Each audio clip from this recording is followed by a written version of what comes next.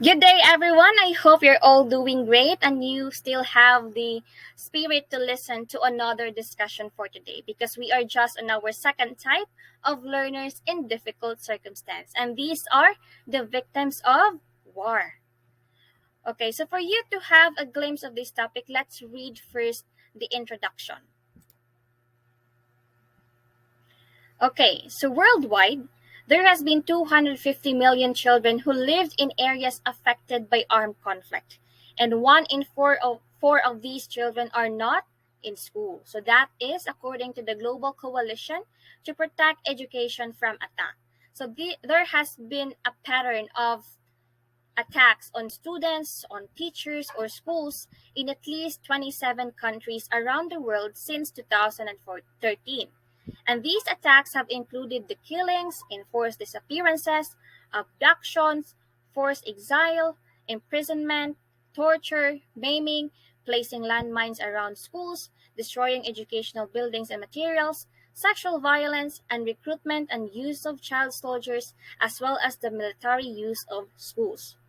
So during armed conflict, government or opposition forces used schools or universities as their bases, as their barracks, observation posts, storage for weapons, detention and interrogation centers, or for military training and to recruit children into their forces.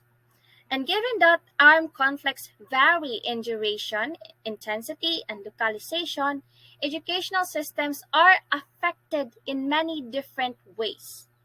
So the 2010 UNESCO report, The Hidden Crisis, points out the significant negative impact of conflict on the proportion of the population with formal education, the average years of education attained, and the literacy rate. So to further understand, before we dig deeper into the identifications, the categories, and etiologies of learners that are victims of war, let's define first what is a war.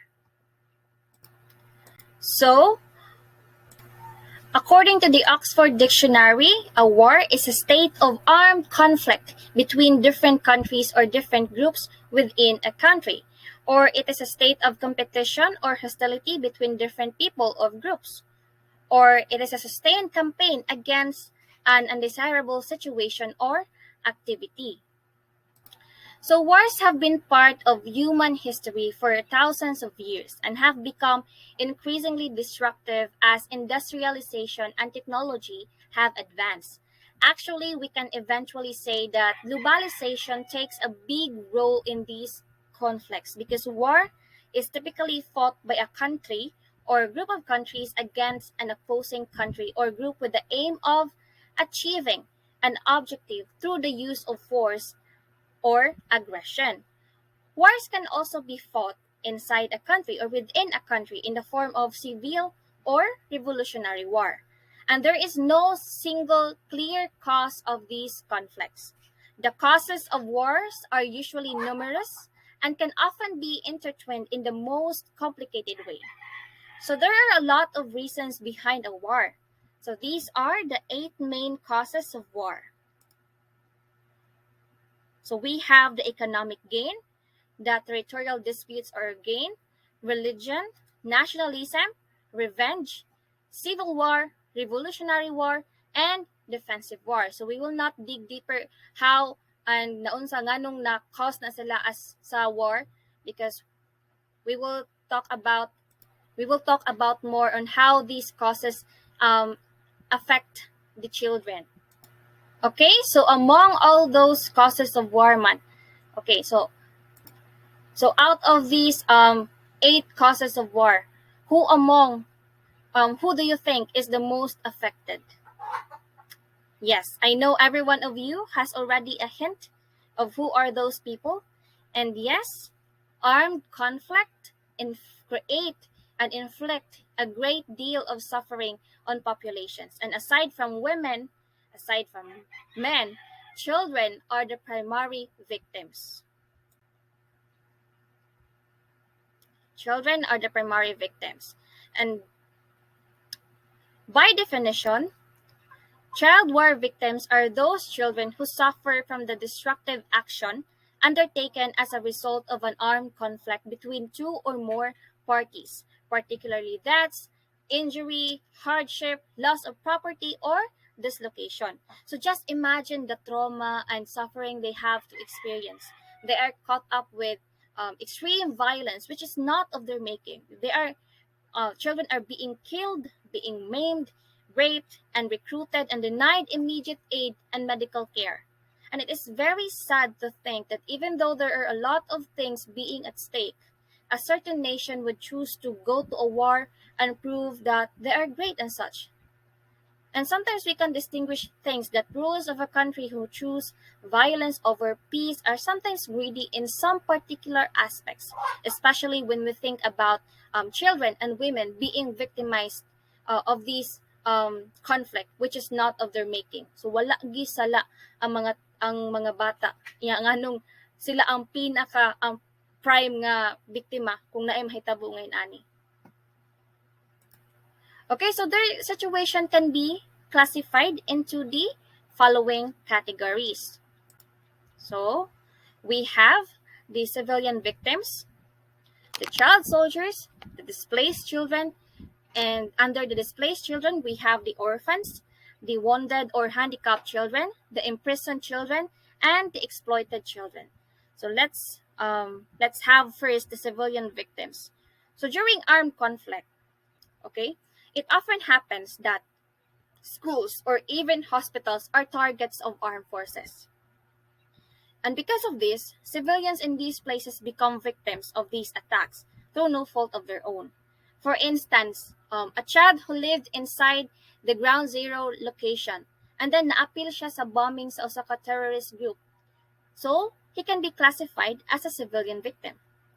And people, it should also be noted that after the end of a conflict, anti-personnel mines, cluster bombs, or other explosive remnants of war are still an instruments of death that continue to strike civilians. So, bisag ikahuman sa gubat, the aftermath are still on the kuan bitaw, naghapon siya mahitabo bitaw nga mo'y instrumento nga nang daghan gihapon ang mamatay bisag wala na ang katong bombing or ang war. It's because of this kind of things, anti-personnel mines, cluster bombs, or other explosive remnants.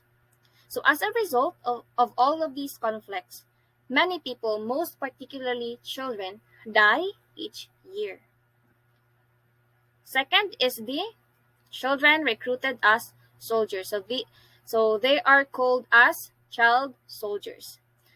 Child soldier is defined as any person less than 18 years old who is a member of an armed government forces or of a regular or irregular armed group or associated with these forces, whether or not there is an armed conflict. Child recruitment as soldier is very common, especially here in the Mindanao part. So we can identify this kind of situation, especially in the Mindanao part or in the Mindanao regions. Although naan na siya diri sa ato apod, because at some point when I was in junior high school, there has been a news about child recruitment in some of the mountain barangays here in our locality. And makapangutan na ta, how are these children recruited man? So sometimes they are forcibly recruited. There are instances that they may be abducted, they may be threatened or coerced into joining, while others are enticed with money, with drugs, or many other ways. And in some cases, children choose to join as a result of economic or social pressures.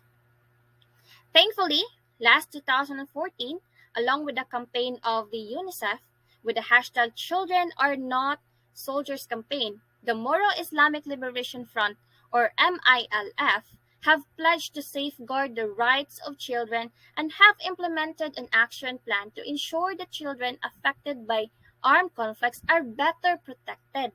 So since the full implementation of the action plan in 2014, more than 20,000 members of the MILF and its military wing, the BIAF, have been briefed on improving protective measures for children, prohibiting the recruitment of children, and strengthening the role of women. The third category is the displaced children. Okay, so over 400 million children live in countries affected by violent conflict. Many of those are forcibly displaced. Sometimes they became orphaned and unaccompanied in search of safety. And as a result of war, children are being displaced. So there are few who became orphans after the death of their parents, and many are being wounded and handicapped as a result of atrocities that they have to live through. Even worse, in times of conflict, children are frequently imprisoned. The reasons for these imprisonment are very diverse, but in most cases, it results from the association of the children with the armed forces of a state. And another worst case scenario is when the children became a victim of exploitation. So they are called the exploited children of war. Oftentimes, children are being victimized by sexual abuse, and most of the time, sexual violence increases considerably during the times of conflict. Children are also subjected to forced labor and participate in hostilities through no fault of their own. And I actually saw an article on the internet last month about a woman who protested by stripping out her clothes and go nude and shouting, "Stop raping us! Don't rape us!" on the red carpet of the Cannes Film Festival 2022. So this is due to the number of reports coming out from Ukraine, Ukraine and Russia, Ukraine, that sexual violence has become a weapon of the Russian forces against the Ukrainian people. And it is very sad to think, because history has shown that rape in wartime has been used to horrifying effect. And such crimes can be used to humiliate, to intimidate, and punish individuals. Victims are primarily women and girls, although men and boys can also suffer sexual violence, but commonly women and girls are the most common victim. Rape has been used also as a tactic of genocide. So genocide is a kind of ideology to shape the future of a country through forced impregnation. Most commonly, gang rape has been a grotesque way to achieve this goal. And rape in war zones can be opportunistic or systematic, and it nearly always goes unpunished. So just imagine children being victimized but by that kind of situation, by that kind of action. And imagine how scary and traumatic it was for them.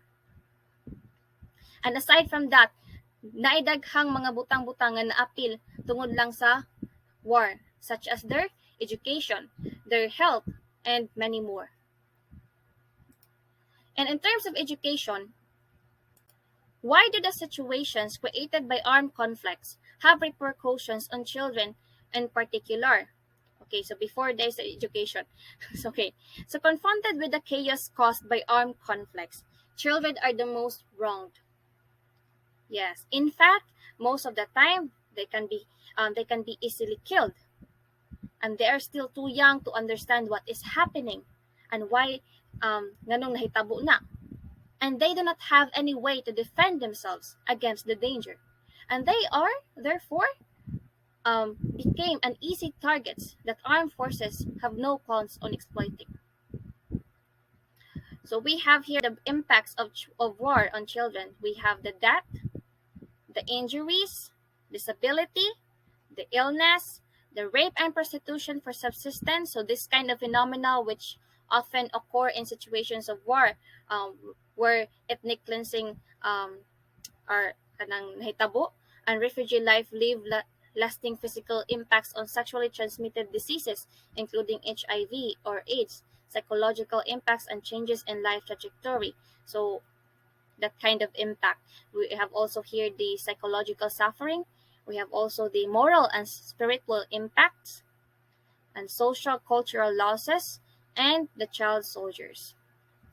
And among all the happenings, among all those impact, those reasons, causes, among all of that, how does armed conflict act as a barrier to enrollment and participation in education? So it has been said that conflict represents a major impediment to the realization of the MDG2, or the Millennium Development Goal, which is to achieve universal primary education. So in areas of war and conflict, education is often among the first casualties. Schools close, teachers flee or are recruited into the military, and school systems are no longer funded. So this puts children at risk, making them easier targets for recruitment as child soldiers or child labor or exploitation. So there are 39 million children who live in areas of war and conflict that cannot go to school because attacks on schools, attacks on students, attacks on educators are attacks on children's rights to education and on their futures. So violence does not only put children at risk of physical attacks and psychological trauma.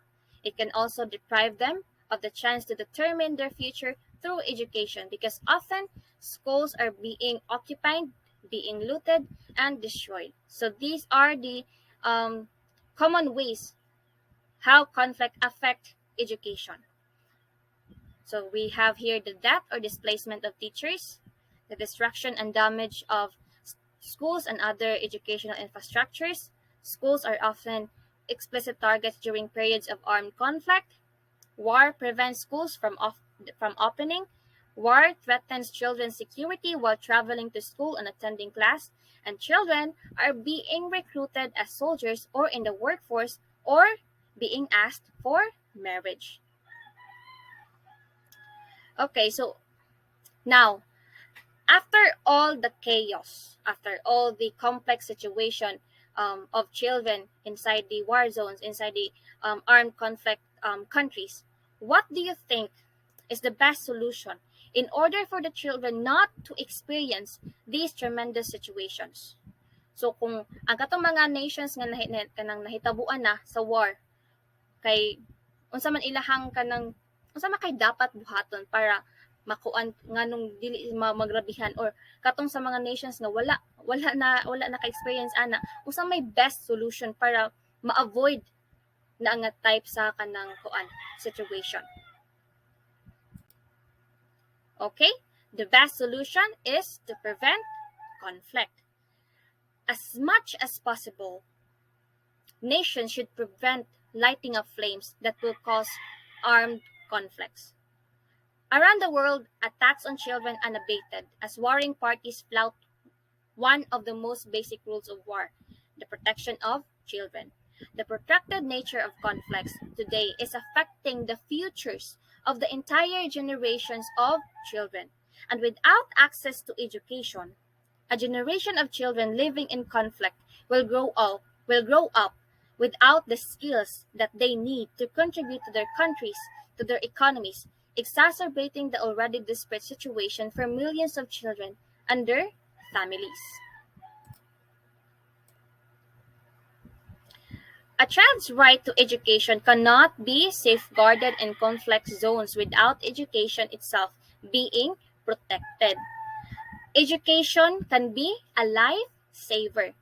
So, out of school, children are easy targets of abuse, easy targets of exploitation and recruitment by armed forces and groups.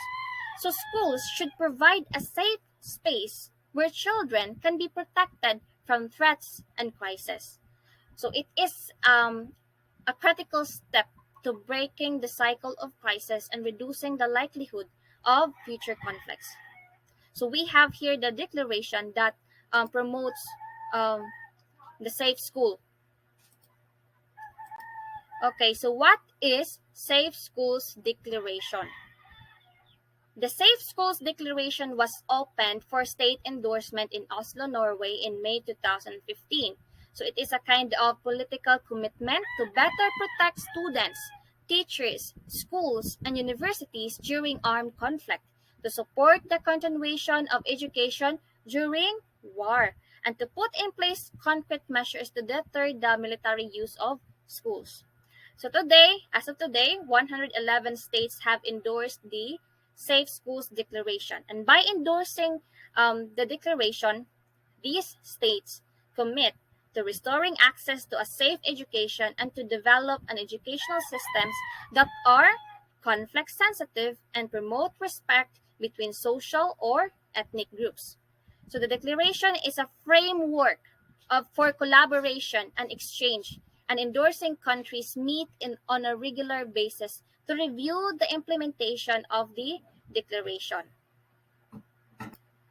So we have now the Safe Schools Declaration. So makapangutan ta, asa day ang UNICEF? So what is UNICEF's role here?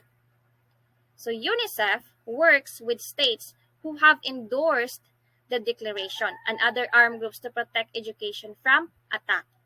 UNICEF is on the front lines in conflict-affected countries to develop school safety plans, to get children back to learning by providing psychosocial support and informal learning opportunities.